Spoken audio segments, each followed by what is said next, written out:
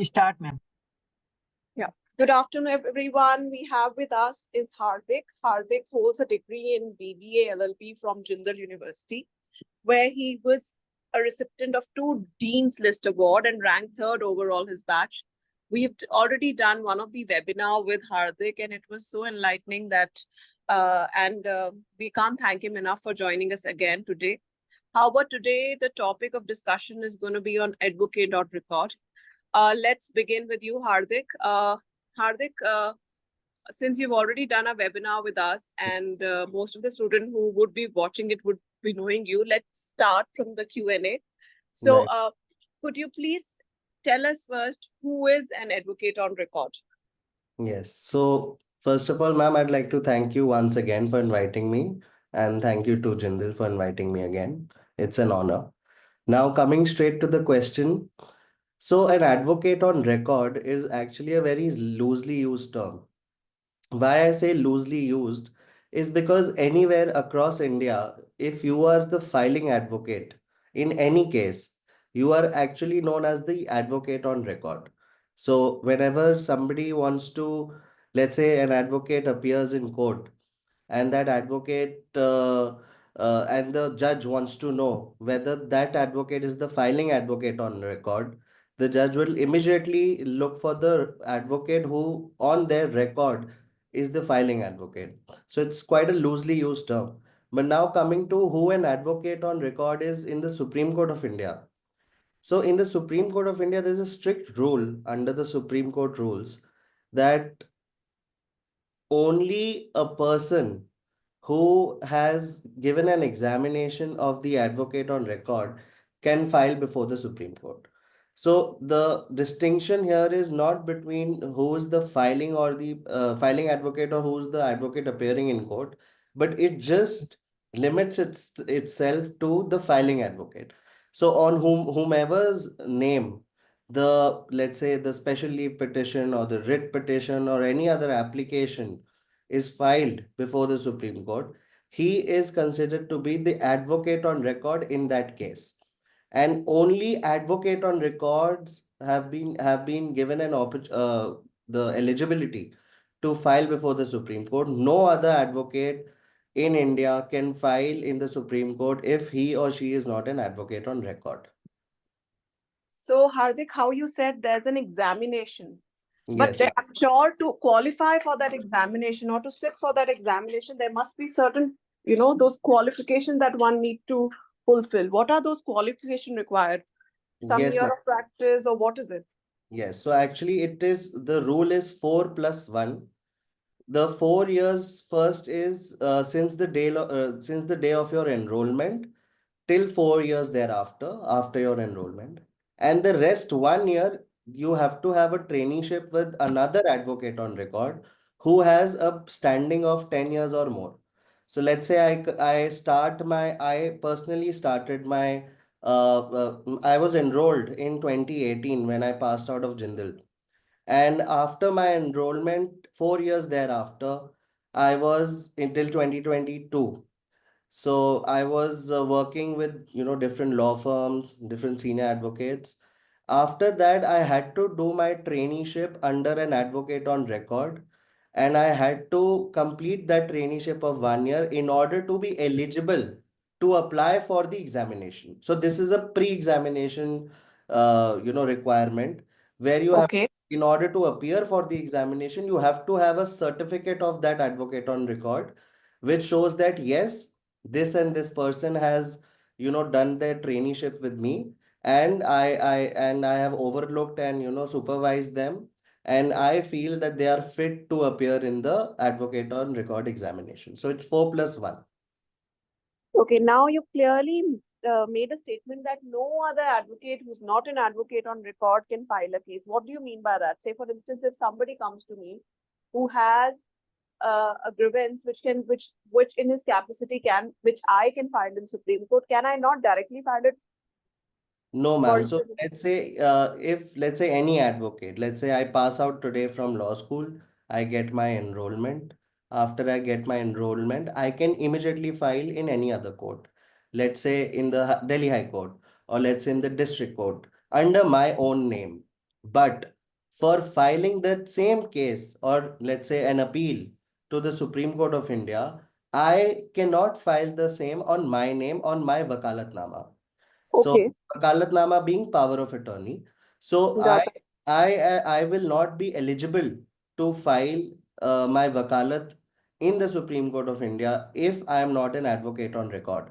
So only after I become an advocate on record and after I get my code, there's an AOR code which every AOR, once they, they are successful in their examination, they get an AOR code. I have to put that AOR code, and only with that code, when I'm given, you know, when I complete all the formalities, there are some formalities which I will get into, in this webinar. But only when I get that code will I be able to successfully either e-file or physically file my, my client's case, or even an application, and only then will that be possible. Okay, so what kind of career choices should an advocate make to pursue a career in the Supreme Court as an advocate on record? So, ma'am, so there is no path as such, but I feel that if somebody is keen on working in the Supreme Court, the best way to go forward is to work there. So as we say that you learn, it's like learning on the job. So Right, if you let's say work with with another AOR, or you work, sorry, or you work with a law firm which deals in a lot of Supreme Court cases, I think right, when you go there and you get to know the practice, you get to know the procedures followed there. I think the best way possible for any advocate to choose that path would be to work under an office which regularly files in the Supreme Court. Only then will you come to know of the nuances, of the nitty-gritties of what happens and how the practice proceeds in the Supreme Court. So right. Makes sense. if anyone wants to eventually become an AOR, I think Right, the best way forward would be to work with either another AOR or with an office who has a lot of filing in the Supreme Court. makes sense. Yes. And when does this examination take place and how frequent is that, Hardik? Yes, ma'am. So this examination takes place in the month of June every month. That is the norm, except I think in COVID it took place in December. But Okay, the norm is that every June, because the Supreme Court is on vacation at that point of time. okay, So any person who has completed their traineeship with under an AOR can apply, right, and once they apply, there is a cutoff date. So before that cutoff date, they need to submit all their applications and all, do all the formalities. And right. after that, they will be eligible to sit in the exam. So exam is held in June of every year. So just the exam suffice, or there's a next round also for, say, for instance, an interview round, or how does it go? Right. So as of now, ma'am, there's no interview round. It is not even in the Supreme Court rules. But there have been, I've heard through the grapevine that they may introduce such a system. But as of now, there is no such system of interviews. It's only that you give the exam, and once you have cleared the exam, you are eligible to become the AOR.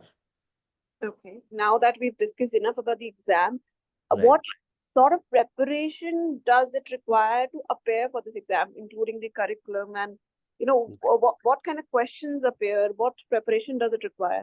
Right. So, ma'am, there are so broadly there are four subjects and there are four papers when you appear in the AOR exam. So the first paper is in relation to the practice and procedure. Right, Second is in relation to leading cases. Third is in relation to and I feel it's the most important, that is drafting. And fourth is ethics. So these right, are the four broad categories which a student or a candidate has to prepare before they decide to give the said examination. But now coming to, let's say, how to prepare for these. See, for practice and procedure, I personally believe that practice and procedure can be learned only when you are appearing in court regularly. it's either it's not really when you are arguing, or it can just suffice to you assisting a counsel, or you assisting a senior, and you just just being there in court, watching the court proceedings, observing what the other advocate on records are saying in court, how they are doing things, as little as, let's say, appearances.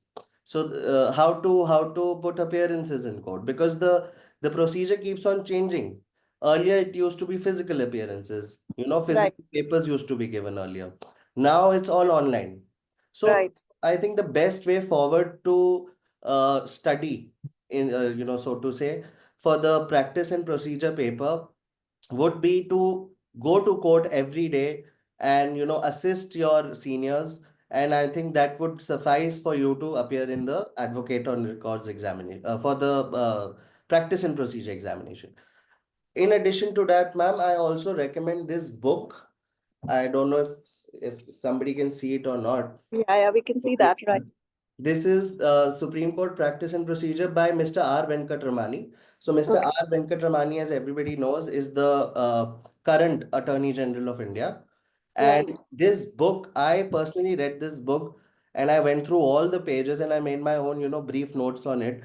And I think if somebody wants to get a detailed, a detailed overview of what really is the practice and the procedure, specifically the procedure, I think they should read this book, and then they should read this with the Supreme Court rules. So once you Right. do this, you will be prepared. I can assure you, you can be prepared for the practice and procedure paper. Right. To that, ma'am, coming to the drafting part of it. See, why I said earlier that is the most important, because drafting is the bread and butter. So, if you know your drafting well, you will be able to earn even if you don't get cases personally, because you can draft for other people as well. I hope that situation never arises for anyone. But I think drafting is one thing which the Supreme Court is very wary of. They are very particular about how your font is, how your draft is looking like, the alignments, the page size, you know, the small details which the registry will look at. And if, that does not suffice and that does not meet with the requirements, let's say there are practice directions issued by the Supreme Court from time to time. If it does not, comply with those directions, the registry will simply put an objection on your pleadings. So I think drafting, once a candidate masters the drafting part of it, which I feel is the most difficult and the most lengthy, I think they would be able to also, confine, not confine, but they would be able to also, get a hang of what the practice and procedure subject would also require, because the procedure part of that examination is also there in the drafting. Because in drafting, let's say you're drafting an SLP. In SLP, there are some declarations which you have to give before you can submit that petition in the court. That Right. that declaration comes under the practice and procedure part of it. So Right. it's all interconnected, as I say. These two subjects, practice and procedure and drafting, is interconnected to each other. So one supports the other. Now coming Right. to the third part, which is leading cases. So leading cases, most of the cases, ma'am, I personally had read in Jindal. So I had some great professors, and it was quite easy for me to recapitulate everything which I had read in law school, because this time there were a list of 64 cases in the leading cases paper. And what they Right. do is they give you certain extracts, or certain hypothetical questions, and then you have to really answer those questions with these leading cases.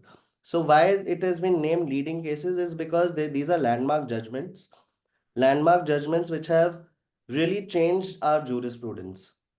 So Right. this paper itself does not really require you to focus on, let's say, the skill part of it. Let's say you need not really focus on the procedure of it, because these are landmark judgments, which, there are substantive laws which have been laid down in these. But however, you need to cram all of this. So, speaking from a, practical point of view, any student who is appearing for this paper really needs to cram and really needs to know the chronology of cases which have come over the years in these landmark judgments. Also, I would like to add an important note to this, which I learned from some of my seniors, is that, let's say, during the examination, if some judgment is passed, let's say, which becomes a landmark judgment, let's say during the course of preparation of your, when you're preparing for the examination, let's say some recent judgment is passed, you should always mention that judgment also in addition to those 64 cases. So that the examiner who is checking your paper, they know that, okay, this fellow does not only know, these leading cases, but is actually keeping track of all the new landmark judgments. Because sometimes what happens is the new landmark judgments are in furtherance to the law already laid down, right? So then the examiners are quite happy to see those things, and you may get extra marks for that as well. Lastly, ethics. So ethics has always been a part of law school studying and even in the profession. For ethics, I would just confine myself to the Bar Council of India rules. And there are some and also the Supreme Court rules. And I think that would suffice for the ethics paper, because the ethics paper is usually a case law based paper. So there are some case laws which are there, which have really, turned the jurisprudence on how ethical, what are ethical activities and what are, not so ethical activities. And I think those case laws itself, and I think there are a bunch of 30, 40 case laws which you need to cram for this. And I think you'll be able to clear the ethics paper quite easily. I think ethics is the easiest of all of these. So yes, and also one thing I would like to mention in this is that during the time you start studying for your examinations, because it is vacation time in the Supreme Court, many of these senior advocates are invited by the Supreme Court Advocates on Record Association, and they are invited by the Supreme Court, this association, and they are invited to give certain webinars. And these senior advocates, they give their webinars, and each senior advocate takes a certain topic. So let's say some senior is teaching the practice and procedure part of the paper. Some senior, will give you some tips on the drafting part of it, and the list goes on. But Right. why these lectures are very important is because the paper itself is made by certain seniors. So the when you whatever paper you will get in the examination is actually set by these senior advocates. So Oh, okay. it is very pertinent if the candidate listens to them, listens to their lectures very well, and makes note and observes that what kind of questions will come, because many a times they also drop some hints as to what questions might come. So it is very important for any candidate appearing for this examination to focus on these lectures. Makes sense. Yes, ma'am. I remember you clearly mentioning that no other advocate can file in Supreme Court except AOR. So Yeah. that's one opportunity that AOR has. What Right, other kinds of opportunity does becoming an AOR open up for an advocate? right, ma'am. So, there's a certain, let's say, I would loosely call it as bragging rights, because I personally feel that a person who is able to crack the advocate on record examination and knows, the inside outs of the, workings of the Supreme Court, they have a separate, they are treated, they don't have it. I personally believe they don't have it, but they tend to be perceived as a, certain class of advocates, you Okay. know, which, especially in the tier 2 and the tier 3 cities, people really have a certain kind of respect for these people. Me personally, I have myself seen, some people, some AORs who have a lot of say in, cities like, let's say, Pune, or let's say Nasik, or, all these tier 2 cities, because people tend to listen to these advocates because, they treat them as a separate class of advocates. So because they anybody can become a lawyer, as in the last webinar also I mentioned this. Anybody who has a degree is a lawyer. You become an advocate once you get enrolled. So now once you go above that advocate status and you become an advocate on record of the Supreme Court, people have this tendency to perceive you as a class apart. So I think that leads you to getting, a lot more recognition, first of all, even in tier one cities as well. Let's say if I am an AOR and I file under my name in the, let's say, Delhi High Court. So in the Right. Delhi High Court also, my so-called designation or enrollment would not read only as advocate, but it would read as advocate on record, Supreme Court of India. So that gives another, the judge itself, or, the other party would be quite wary of the fact that, okay, this person has a certain kind of expertise, certain kind of skill set, and, I need to prepare myself well for it. And the judge is also wary of this fact that, okay, this person has a certain reputation to maintain. Because when you Right. are an AOR, you have a certain reputation to maintain in the Supreme Court, which comes with the tag. So even when you're filing elsewhere and you have this, tag of being an AOR, I think it serves as a certain status where people perceive you as more than an advocate, just an advocate, and they trust you more, and they also, believe, and that's what I'm saying. They trust you more on all these things, on, your legal opinions and all. Right. Yeah. So this is the what this is more of the status that comes along with becoming an AOR. What are the Right. other perks, and how does every AOR charge? Uh, is there any bar that this is a certain amount that they would charge from the other advocate? How does that function? I mean, I'm talking about the monetary perks. Monetary purpose. Okay. So there is actually no fee schedule prescribed as such.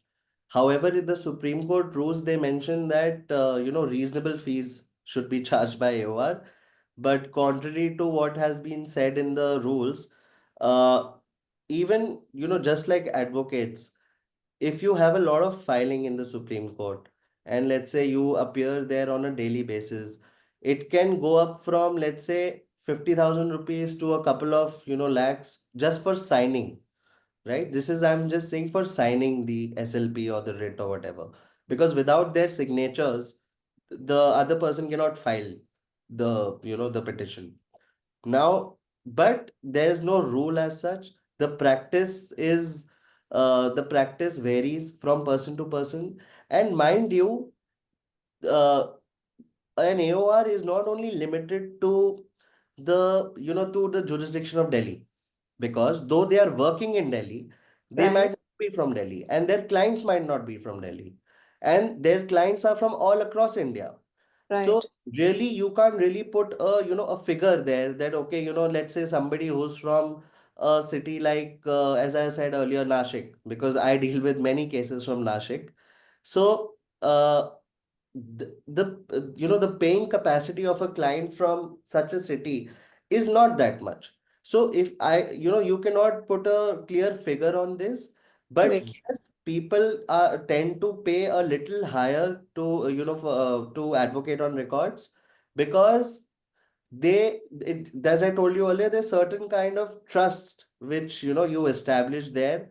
And coming further to from this is not only the perks, but also there are certain duties which come with becoming an AOR. So those duties are towards not only your client, but especially towards the court. right. As you may have heard, recently, there was a case in the Supreme Court where a senior advocate had made some statement which turned out to be a false statement. So now the senior advocate being briefed by an AOR, the honorable judges, they called this AOR up, and they're like, why have you made a false statement in your pleadings and in court, and why have you briefed your senior of such false statements? So that is the duty I'm talking about. When you become an AOR, you have to be very careful as to what you plead, and you have to plead the truth. If the honorable judges in any way find out that there has been some falsification of facts, or some wrongful methods have been used to, to obtain some information or evidence or whatever, they will only come after the AOR, because the AOR is responsible for the whole case. It does not matter what the senior says. It only matters what the senior has been briefed from the AOR. So there are a lot of perks, but when I said status, that status comes with a lot of duties as well. There are a lot of liabilities which such advocate on records have to face. So monetarily, coming back to the monetary part of it, monetarily there is no fee established, but it depends from city to city and client to client. Makes sense. Yeah. Hardik, so our target audience is largely the current students who are on campus, and maybe they have this aspiration of becoming advocate on record. In this 5 year of their journey, is there any certain kind of internship that you would like to recommend to them to follow the pathway to become an AOR? Yes.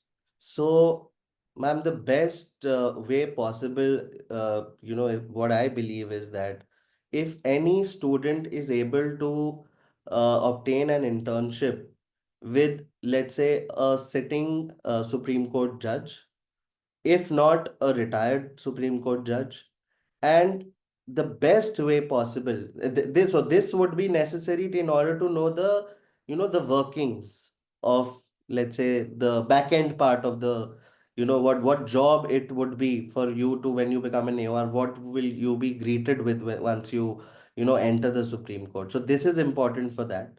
However, I have always been of the view that any office which gives you an opportunity to draft, to file, to, follow up on that filing, and to eventually get a matter listed is of immense help.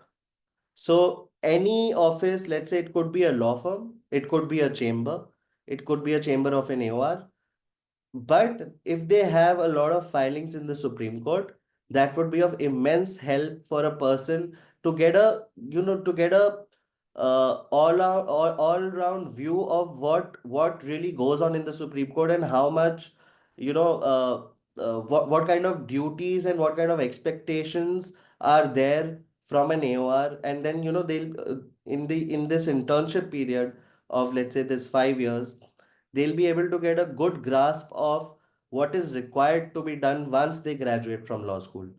So I think that would, in a sense, be quite helpful for the students to do such internships, especially in a filing office. And yeah, that's it. Got that, Hardik. Thank you so much. What do I say again? Too much information for me to absorb and for the students to absorb, but you've always been that sport helping the students out. Thank Thank you, you. Hardik. Thank you so much, ma'am.